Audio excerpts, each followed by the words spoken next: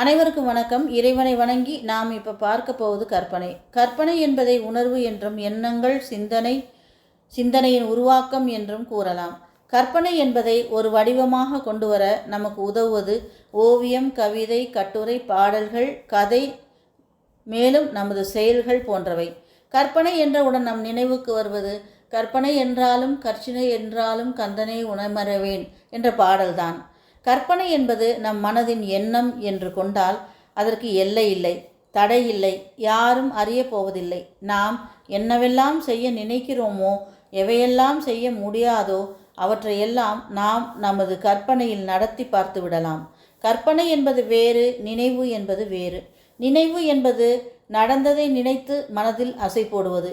அதே கற்பனை என்பது நடக்காததை, நடக்கப் போவதை, நடக்க விரும்புவதை, எதிர்காலத்தை, நமது திட்டத்தை என எல்லாவற்றையும் நாம் கற்பனையில் நடத்தி பார்த்து விடலாம்.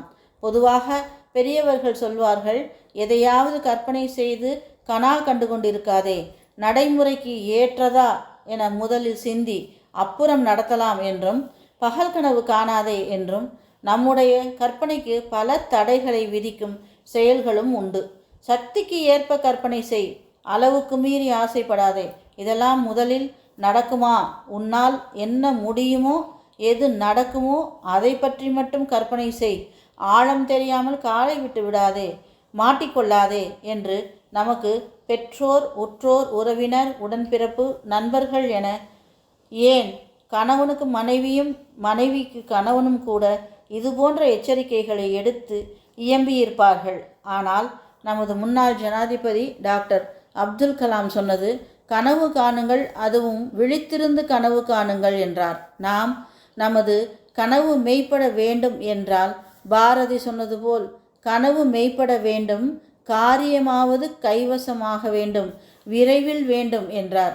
இதற்கு நாம் முதலில் கற்பனையின் வடிவமைக்க வேண்டும். நமது திட்டத்தை, அந்த திட்டம் கற்பனையில் ஒரு வடிவம் பெற வேண்டும். அந்த வடிவத்தை நாம் எண்ணி எண்ணி அங்கங்கு தவறுகளோ அல்லது இன்னும் சிறப்பாக என்ன செய்யலாம் என்று நினைத்து நினைத்து சிந்தித்து சிந்தித்து அதை மெருகேற்றி செயல்படும் நேரத்தில் சிறப்பு பெற வேண்டும் எனில் கற்பனை என்ற ஒன்று இருந்தால்தான் நமது கனவு மெய்ப்பட முடியும். ஏன், பாரதியார் சுதந்திரம் பெறும் முன்னரே பெற்றுவிட்டதாக கற்பனை செய்ததால் தான் ஆடுவோமே பல்லு பாடுவோமே ஆனந்த சுதந்திரம் அடைந்து விட்டோம் என்று என பாடல் இயற்றியிருக்கிறார். அப்பாடல் இன்றும் பெயர் சொல்லி அதை பாடும்போது நம்முன் ஒரு எழுச்சி ஏற்படுகிறது. அவரின் கற்பனை திறன் எவ்வளவு மதிப்பு வாய்ந்தது! ஏன், குழந்தைகள் பிறந்து விளையாட நாம் சொல்லிக் கொடுத்து கற்பித்த பின் அவர்கள் தானே கற்பனையில் இல்லாத கேரக்டரையும் இருப்பது போல் பாவித்து தானே தனியாக விளையாடுவதை காண்கிறோம். நமது குழந்தை பருவத்திலேயே கற்பனை நம்முன் விதைக்கப்படுகிறது.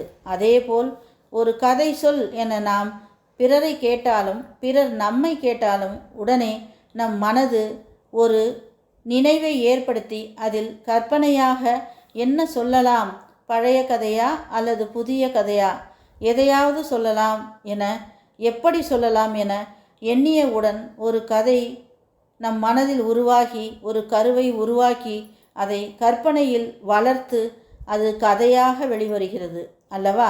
கற்பனை என்பது நமது வாழ்க்கைக்கு மிகவும் அவசியம். கற்பனை செய்தால்தான் கனவை நனவாக்க முடியும். கனவு காண்பது வேறு, அதை செயலாக்க கற்பனை என்ற ஒரு உருவகம் வேண்டும்.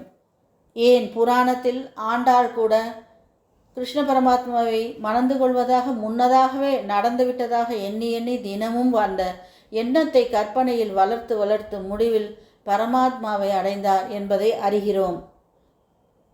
நேயர்களே, நமது எண்ணங்களுக்கு கற்பனை வடிவம் தந்து செயலாக்கி வெற்றி பெறுவோம். நன்றி, வணக்கம். மீண்டும் சந்திப்போம்.